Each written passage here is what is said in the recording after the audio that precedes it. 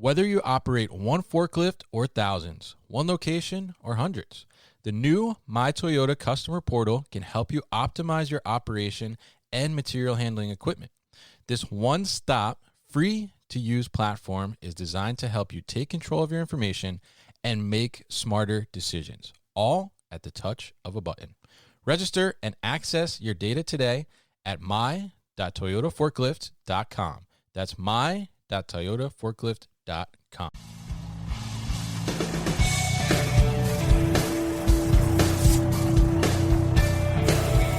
The New Warehouse Podcast, hosted by Kevin Lawton, is your source for insights and ideas from the distribution, transportation, and logistics industry.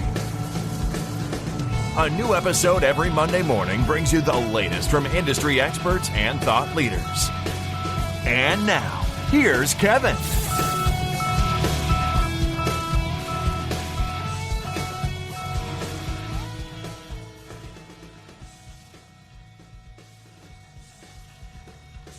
Hey, it's Kevin Lawton with the New Warehouse Podcast, bringing you a new episode today. And on today's episode, I am going to be joined by Robbie Cluett.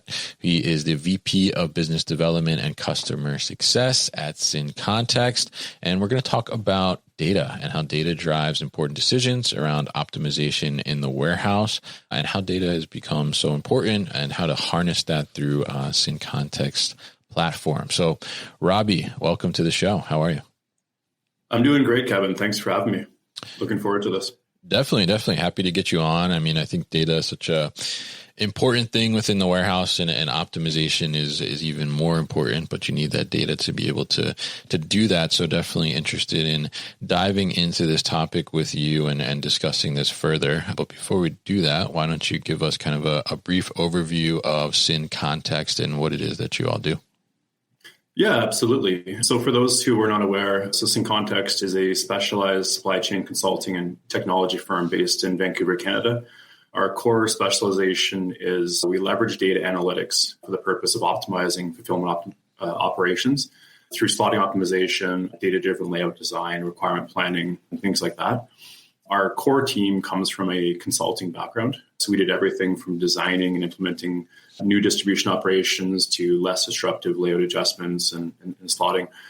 And we did a lot of implementation. So we were usually the guys that came in. We did a lot of the conceptual work as well. But when the rubber hit the road and we needed to implement, it really came down to very detailed work that we did a lot of. And so everything we did was with that in mind. It was all about, can you execute? When it comes down to it, can you achieve results? And through this, the biggest question that we were always asked was, how do we maintain this year round?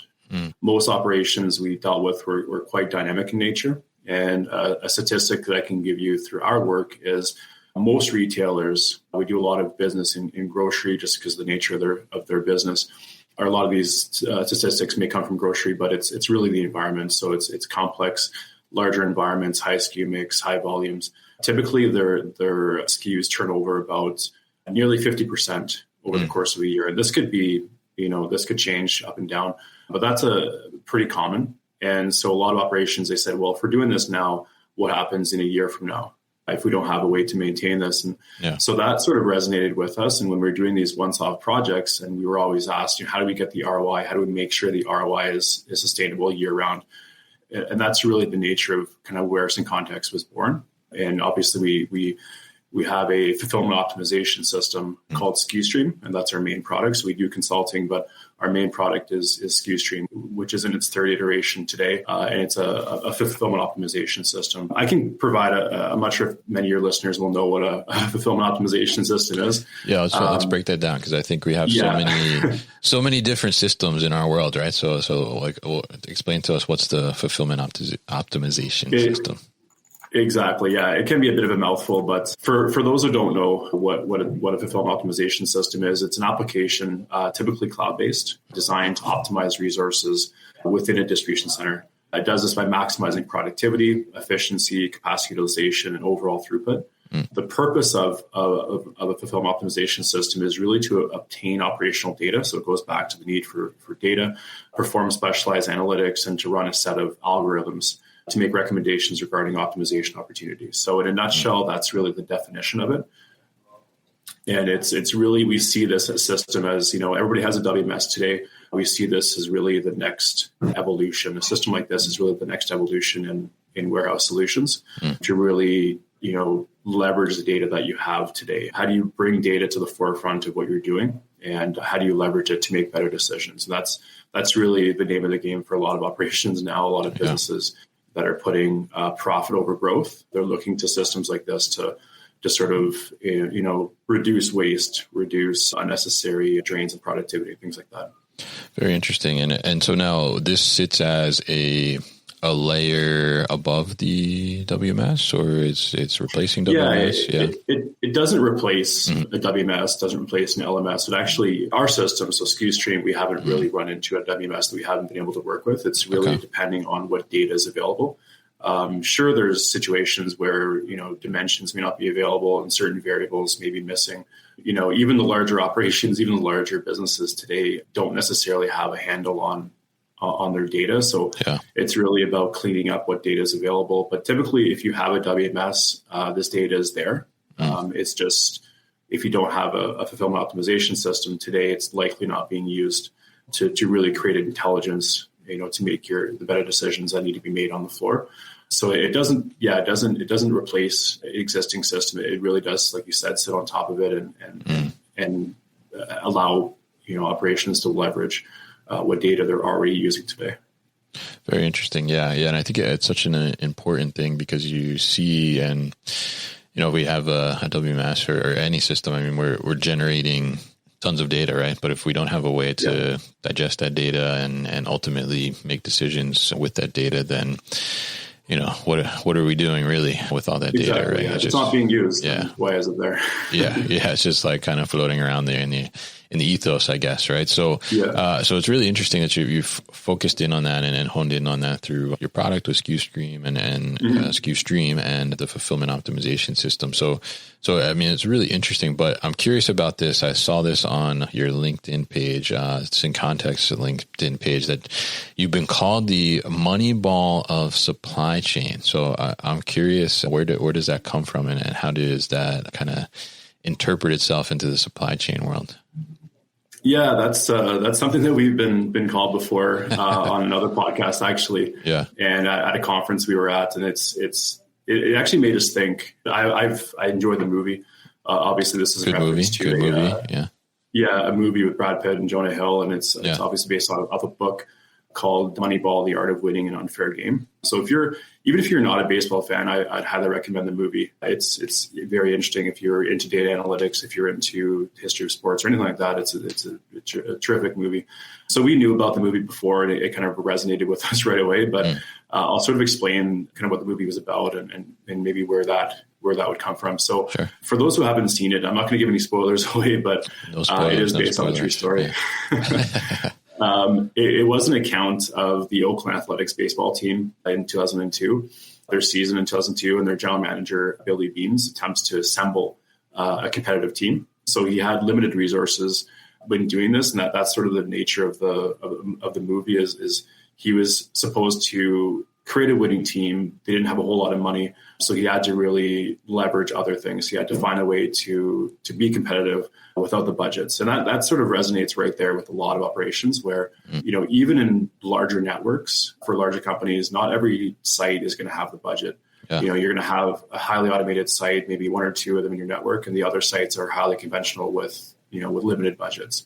So right then and there, operations managers are really taking the position of a general manager of a baseball club trying to maximize performance with a limited budget. And that's what Billy Beane was doing here. And he did it essentially, the movie, if you wanted to boil it down, is he leveraged data in a way that wasn't done before. Yeah. He started to leverage data and using data models. He built analytic models to really revolutionize the usage of statistics to analyze the performance of the players themselves. So they really boiled it down to, how do you win a baseball game? What do you need to win a baseball game? What do you need to achieve a certain level of performance? Not just looking at superficial statistics, but diving deeper and really sort of analyzing things that were not necessarily done before. A lot of scouts were using gut feeling, experience, and looking at different things. And he said, I'm going to bypass that. I'm going to look at actual statistics and really leverage data to really justify the moves that I'm making. So that's the movie itself. Now, where that relates to us is, as I mentioned before, is not every organization can afford to outfit their networks in the latest in automation and robotics technology. And obviously, at Syncontext, we're big advocates of obviously, we're technology companies, so we're big advocates of robotics, automation, and things like that. But the reality is the vast majority of distribution operations are conventional, and they need to find solutions to enhance productivity and efficiency within a certain number of constraints and within a budget. Like I said, it's a very similar situation to a baseball general manager in that respect. So we're the team that usually gets called upon when companies need to optimize their operations without getting into a 7-figure investment and potential long-term disruption. Yeah, it's very interesting. And when I saw that, I really enjoyed that movie. I mean, I think the movie is really interesting, and it's well put together and produced and everything. But I mean, I think it makes total sense, because if you think about the perspective of the supply chain, we take the warehouse, for example, and we have our workers that are in there. Those are essentially like our team members, right? If we translate it to the baseball world, then, you don't necessarily want to have like just, 1 or 2 superstars, right? Like A players, and then have the rest be, B, C, D players if you're trying to fully optimize your operation, right? Because if you're dependent on one person to be, pumping out the most picks, or I guess in the case of baseball, hitting, the most home runs or whatever you want to call it, then you're not really balanced, right? That person gets sick, and then, you're not fully optimized. So you want to balance that. And I think, being able to leverage that data like you guys are doing through the systems you've created, I mean, I think is a great way to be able to create that balance overall and make it, I guess, level playing field in a sense, in a way. Exactly. That's exactly true. The level playing field is, we do, if you're following us on LinkedIn, I'll give your listeners the name, but we do put a lot of content out on YouTube and LinkedIn, and we do a lot of sessions down at conferences. And I would say the topic that gets the most eyeballs, the topic that gets the most sort of feedback is really that is how if you can't go right into automation, if you don't have that 7-figure budget, you don't have the resources to implement something like that really is a sizable investment to your operation. If you don't have that, what do you do? Right? You don't just sit on your thumbs. You don't just say, well, I can't have automation, so I'm not going to do anything. We're really giving that secondary option to say, hey, if you're evaluating automation, why not look at the alternatives? Why not look at the many alternatives that are out there that could provide you substantial benefits? And only then, when you're maximizing what you have today, at that point, you're in a better decision to, make an investment in automation rather than putting automation over a dysfunctional operation, right? So there's a lot of things that can be done to sort of level the playing field, as you put it, before you invest in automation. That's really the sequence of events that really should be taking place. Is you shouldn't be putting automation over an operation that doesn't function well conventionally. And we're usually the ones that come in to sort of help that happen before operations are ready to make that investment. Yeah. I think that's such a good point, because, if you think that, automation and robotics is just going to drop in there and solve all your issues, and you haven't gone through and cleaned up your data and optimized your processes and things like that. I mean, it's not necessarily going to give you that boost. Yeah. I'll give you an interesting case study, actually, just a quick one from a former client of ours. So what they did, they had a highly automated facility. We actually helped them build it. And so there was a piece of automation that they had in there that they used for slow moving items. And over the course of time, those items obviously change in seasonality. Sometimes they're slow moving, sometimes they're fast. So even with a highly automated facility, if you don't have the data to sort of back up, okay, how well is this automation being utilized? And I'm using one example. I'm thinking of it in my head, but there's so many examples of even operations that have automation.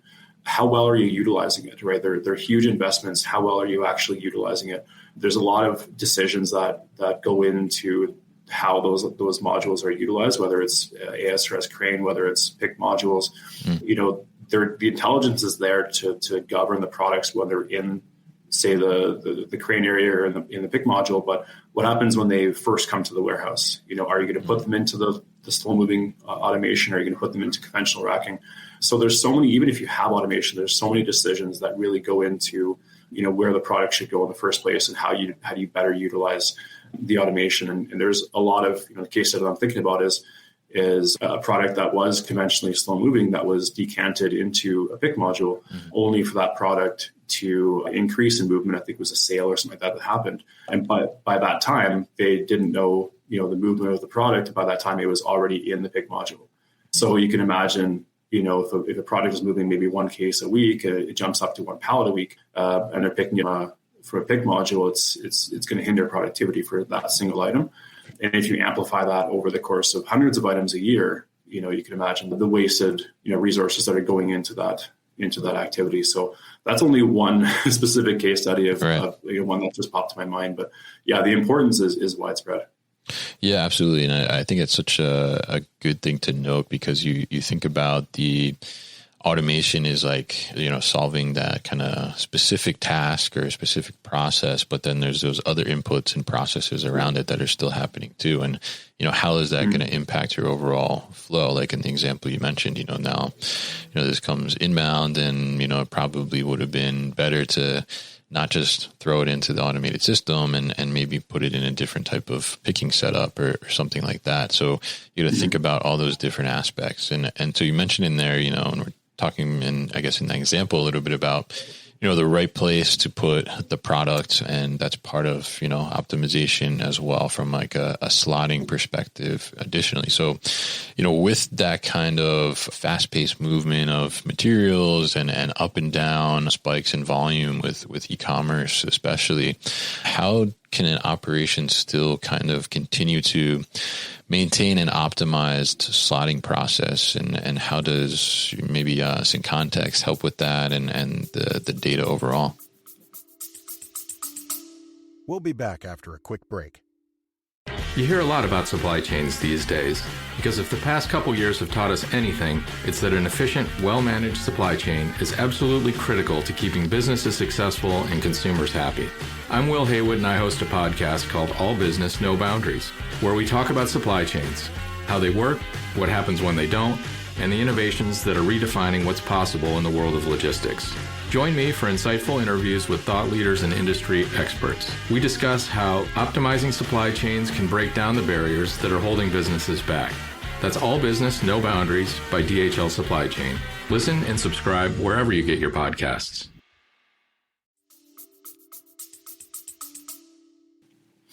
Yeah, no, that's a great question. So I think I'll touch on the sort of the definition of optimization. I think we touched on it before, but I guess the first thing is by definition, optimization is the action of adjusting variables to achieve an objective under certain constraints. We talked about the importance of those constraints, whether it's resources, whether it's space, whether it's time. There's always constraints in supply chain, as you know, and optimization is really the think of it as levers, right? On a dashboard, levers on a panel. How do you move those up and down to achieve the best results within your constraints? And, when we're talking about distribution operations, the objective could really mean to either maximize something or minimize something. For example, a goal could mean the maximization of direct labor productivity, maximization of space utilization, or on the other side of things, minimize product damage or minimize safety hazards. So there's always that goal in mind. And then there's the constraints on top of that you have to work within. For example, like I touched on before, existing equipment, layouts, budget, we run into a lot of them within our projects. There's always constraints that are apparent right at the beginning. And then, of course, as you progress through a project, they pop up seemingly out of nowhere. And without operational data, so going back to the importance of data within this process, you really have to rely solely on assumptions, experience, and guesswork.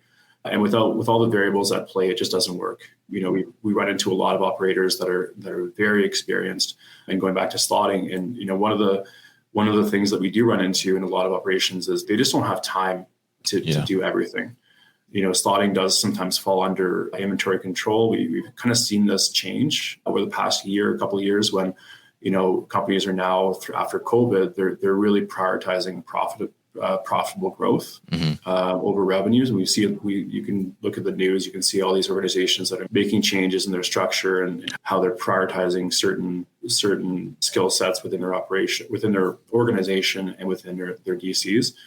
We've seen that happen since the in the wake of COVID, where again, companies were making a ton of revenue, but they saw the profit numbers go down. And so kind of switch sort of went in their heads where they say, hey, we can't keep operating the same way. We need to start looking at things differently. We need to stop, we need to look at value-driven processes, right? And stop, using just experience, just assumptions, because it just doesn't work. And with slotting, like I said, even the larger operations, they just didn't have time to view slotting as a value-driven activity. A lot of time it was, that shotgun approach of, let's just put it wherever it can fit because I just want to get done with it because there's so many items on the floor that I can't, get through all of them. And in most operations, like I said, we talked about this before, the data is there, right? Yeah. It's not like the data doesn't exist. It's really just the absence of proper tools to leverage it in a way that's useful. And, obviously I can go back to what a fulfillment optimization system does, because that's sort of where my background is. And with SKUstream, it's something that works along with most warehouse management systems and really leverages that transactional data and on a daily basis. So we talked about the importance of daily slotting optimization to ensure all new items are and existing items are slotted properly. And this goes for any operation. So e-commerce, retail, wholesale, whatever the operation is, new item slotting is extremely important, and having the ability to sort of evaluate where your existing items are slotted. There's so much opportunity that gets unfortunately missed in the absence of a proper process to do this on a daily basis. But when it comes down to, end-to-end fulfillment optimization, it's really about having the ability to question and fine-tune the existing infrastructure.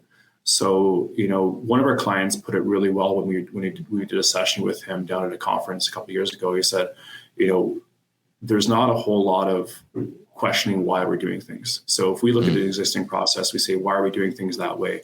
And nobody can come up with an answer. And the most prevalent answer is usually, it's because it's the way that we've always done it. Yeah. And as that cascades down the line year over year, nobody questions it because the data is not there to question it. It's just, it's my experience. It's just how we've always done it. And that turns into a dangerous cycle. Mm-hmm. So it's really about having that ability to fine tune existing infrastructure by analyzing and quantifying trade-offs. And we go back to the Moneyball reference where there's trade-offs in every function. There's trade-offs in what positions you're putting on the field. There's trade-offs really in anything that you do, and that can be related to a fulfillment operation. So you have direct labor functions, right? You have selection travel, you have pallet reconfiguration, you have case fingerprinting, you have replenishments, you have putaways. It's usually a trade-off between, selection travel and forklift. But unless you really know the trade-offs, unless you really know, how many tasks you're spending on certain activities, or how much time you're spending and what the trade-off is, are you sort of paying Peter or borrowing from Peter to pay Paul? I think that's the phrase. Are you taking from your inbound to give to outbound? Are you maximizing your inbound to, at the detriment of your outbound? So it's really understanding sort of, your full strategy. That's where a fulfillment optimization would sort of come in to leverage data to sort of, help you understand these trade-offs between all the tasks that are happening. And, just to close off on that, to many organizations, this means millions in direct labor savings. So just looking at opportunities to do things better, to fine tune your processes, to eliminate waste, it can mean millions. And we've seen this time and time again with large organizations, small organizations. It's not a small amount of money that's on the table. And, with the heightened sensitivity around profitable growth, this is something that a lot of organizations are looking at now.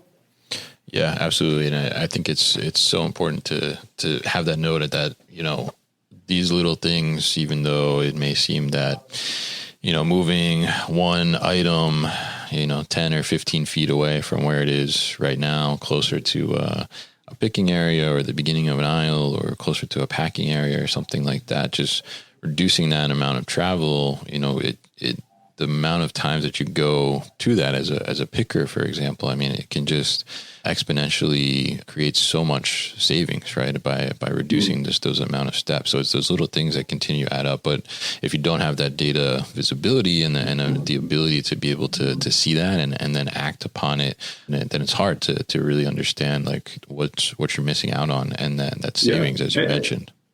And it's the visible. There's always a battle between the visible and the invisible, right? So, I wanted to touch on, leadership, I think, as well is extremely important in kind of changing the perception of optimization, changing the perception of how your organization approaches continuous improvement. But, it really is a battle between visible and invisible. So in terms of the operator, if they're encountering a lot of, they see what's happening on the floor, right? They don't necessarily see the selection travel. They don't necessarily see certain things.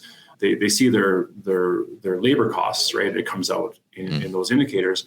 But when it comes to the daily routine, they see letdowns. They see a lot of forklift tasks that are happening. They see congestion. They may see a heightened number of incidents, safety incidents. They may see product damage. They may see, pallets starting to come out of the pick path, less structure, and more damage to to their product, and complaints from their consumers. So there's a lot of things that they will notice, and a lot of them won't attribute that to proper slotting. A lot of them will attribute that to something else, or even the cost of doing business, unfortunately. Yeah. So it really is about highlighting what's under the surface. And an analogy that we use is there's an iceberg, right? You have that 1090 view where the top 10% is kind of like the cost of doing business. You say, this is a small chunk of cost of doing business. When you look underneath and you see all the tasks that are going into that, all the wasted tasks, all the product damage, all the suboptimal practices that are going into, your eroded margins, it's really about bringing those to light, right? Getting visibility into those, and not necessarily just trusting what you can see superficially in your operation, but diving a bit deeper and just see kind of if I'm getting these results, if I'm paying this kind of money for my distribution, why is it happening? Yeah. Dive into the numbers a bit deeper, dive into the data a bit deeper, and you'll find what the trade-offs are, what trade-offs you're making for. Yeah, absolutely. And I think that's such a great point about the visible versus invisible, right? It's hard to see kind of what you don't necessarily measure or know how to measure. And when you start to understand that and see those indicators, like you mentioned, then you can really kind of open your eyes, I think, a little bit in your mind to some of the optimizations that can happen, and some of the changes that can be made, which is very important. So, with that being said, and we talk about optimizing, and oftentimes that means changing some processes or changing some flows and things of that nature. So, how do you kind of take that change, and once you start to open up and see these different things and start to change, whether it's how things are positioned within the warehouse, or change the way processes are happening, either whether it's most likely taking away certain steps within processes. It's easy to say, okay, let's do this and make this change. But sometimes when you have a staff that's used to doing it a certain way, or has done it a certain way, like going back to what you said, where somebody says, well, we've done it this way for so long, right? And people are kind of stuck in their ways of existing processes, and there's a whole change management thing to deal with additionally. So how do you work with operations and leaders so they're able to kind of take this into account and get their staff to understand why you're making the changes, and also like get them to go along with the changes and embrace them? Yeah, that's a great question. And as I mentioned, our history is really about implementation. So, we do a lot of conceptual work, and ultimately that does lead to implementations for a lot of the projects that we do. So we get to see it firsthand, the importance of change management, the importance of really what makes a successful project. So we think that, really anybody can, not anybody, but it's not as hard to sort of come up with the concept, right? Yeah. You can say this should work. Here are the numbers, depending on how well you've done the work, you can say to a certain degree of certainty that something is conceptually sound. And where the rubber meets the road, as I referenced this before, is really when you start to put it into practice. And there's a lot of things that can come into play at that point. And, without getting into too much detail on the need to be as precise as possible and the need to eliminate assumptions, there's the other aspect of it, which you've touched on, which is leadership. And I think the main thing when it comes to implementing a strategy, either whether it's a month-long project, whether you're building a new site, whether you're reslotting, you're retrofitting, you're adding in automation, whatever you're doing, if the alignment and the proper level of priority is not there, then you're not going to see you may carry the project through, but it's never going to live up to what you thought it was. Because if leadership is not prioritizing this the way that it should, you're basically going to go into a project where you're going to start cutting corners, and you're going to start to have less resources than you think you had. If there's not a lot of executive eyeballs on it, that priority sort of erodes very, very quickly, and people get pulled away from the project. So that would be the first thing I would say is ensure that this is actually a priority within your organization. And if it is, it should be prioritized properly within the people you have working on it, within the resources you're putting into it. And it shouldn't just be a project where you're saying, well, let's just, start it and let's just see where it goes. It really has to have a beginning and an end, and you have to really follow it through. That's sort of, in my experience, that's one of the major things in terms of change management is having that leadership alignment all the way down the hierarchy. So from the operators in each site to making sure that they understand what we're doing. If it's usually strategies that you implement don't really show until the very end. So you really need to make sure that they're carried out fully in order to really achieve the benefits. So if operators are looking at, hey, we want to save replenishments, through this reslot, for example, why aren't we saving more replenishments? Well, you will, but you have to carry the full strategy through in order to see the full picture. Yeah. So if we're coming in as a consultant, we're able to see the full picture. We see it in the data. We're able to sort of know what the end game is. But to operators, if they're in the, it's basically being in the forest, right? You need to sort of step back in order to see, the full spectrum of what it is. So that can be very tough, where you're constantly having to fight sort of the priorities or the alignment in the projects. And so as long as the team is aligned, then that just checks off the first box. It's one of many boxes, but that's the first one that we encounter. The other one is really when it comes to daily optimization, when it comes to sort of maintaining the strategy. I always reference the book Atomic Habits by James Clear. Oh yeah, I think you're probably aware of that one as well. It's fairly popular. But it's really it's about the principle of maintaining tiny gains. So maintaining a habit that's going to make you improve 1% a day. And a lot of times, operators may be looking for the silver bullet and saying, well, if we do this, that means we're going to achieve 30% tomorrow. It oftentimes doesn't necessarily work like that. Usually you have to carry out a strategy. You have to be consistent. You have to sort of be willing to go through that period of, okay, I'm not seeing anything, right? You can't go to the gym one day and expect to see results the second day. You go to the gym, you do it consistently for a year, you maintain a diet, and then at the end of 6 months or 3 months or a year, that's when you see the results. And optimizing operation, changing, implementing a change management program works in a very similar way, where it's really about those small gains, small process tweaks that you're making, that over time you'll start to see those improvements, and you'll start to see the change in your numbers, of course, at the end of the quarter, at the end of the year. Now, the other thing that I wanted to mention is that, we recently talked about 5 core principles to fulfillment optimization. And I'm a believer that as long as you have a foundation within your organization that relies on these 5 principles, then as long as you're building your team around these principles, as long as you're building your process around these principles, whatever system you end up getting, right, our fulfillment optimization is based off these principles. But as long as you incorporate them into your routines, as long as you incorporate them into your company, everything else should follow. So this should really build the foundation of your optimization program. And I wanted to sort of give them to your listeners right now, if you'd like me to. Yeah, let's do it. Okay. So the first principle that we have that would be based off of data. So principle 1, use operational data that captures all of the relevant functions in your operation. So by functions, I'm talking about receiving, I'm talking about put away, talking about let down, replenishments, picking, travel, etc. Everything needs to be boiled down.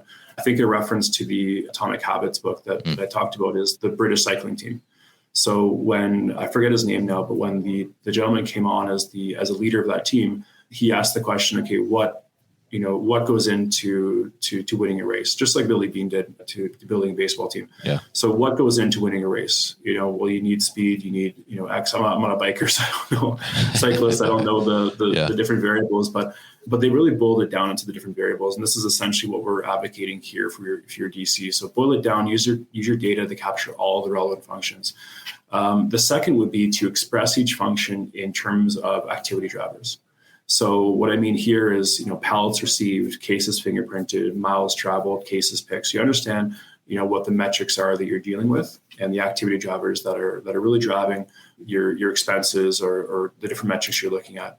The third one is translate activity into resources. So translate all of what's happening on the floor into resources. This could mean man hours. This could mean budgets, essentially however you want to look at it.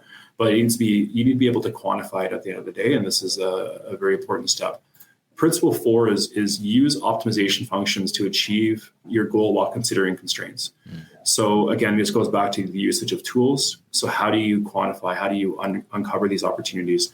How do you leverage your data? So we talk about robust analytics, data models that shouldn't be very strict. They should be very flexible and customizable because, again, optimization is not a one-size-fits-all approach. You really need to sort of figure out what the constraints are to a specific operation. And number 5 is recalculate activity drivers and resources based on recommendations. So again, make it quantifiable, comparable, transparent, and best of all, make it actionable. So those 5 principles, we talk about them a lot in our content, and I wanted to make sure I gave them to your listeners today, just because it just builds the foundation, especially when we talk about leadership, is if there's an understanding of how to achieve true optimization, if these are built into the culture of the company, then it really should be carried forward without having without much management. Really, it should just be baked into the culture of the company. And so I wanted to give those to your listeners just to make sure that they can do an audit. If they are trying to achieve true optimization, they look back at these principles and kind of see where they are in terms of following them in their own practices. Yeah, I think that's great. And I mean, super useful as well. And I think it's great that, you're not only focusing on getting that data portion and optimizing based on that, but you're also looking at the leadership mindset and how to embrace that optimization and utilizing that data to create some power and really some impactful changes within the operation, whether it's, going at 1% a day and having that incremental improvement or maybe being able to make a decision that has a huge impact immediately.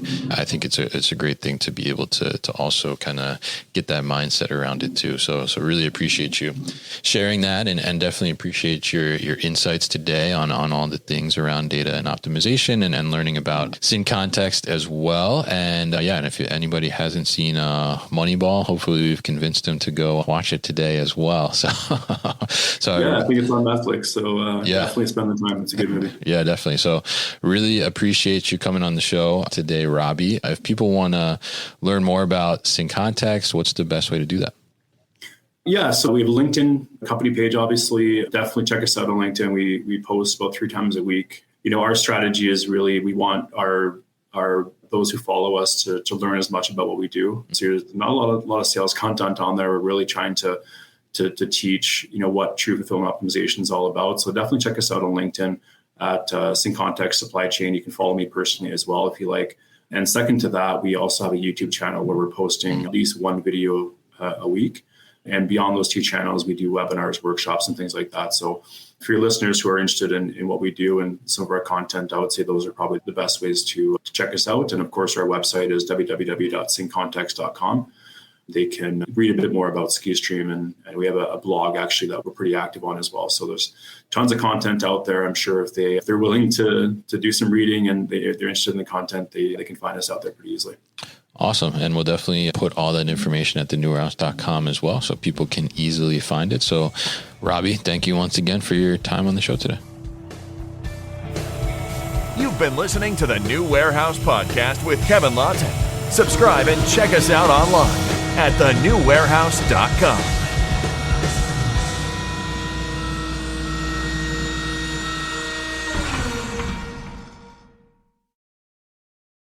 Thank you for listening to this episode. If you want more content from the New Warehouse, check out our new video series called All Hands on LinkedIn.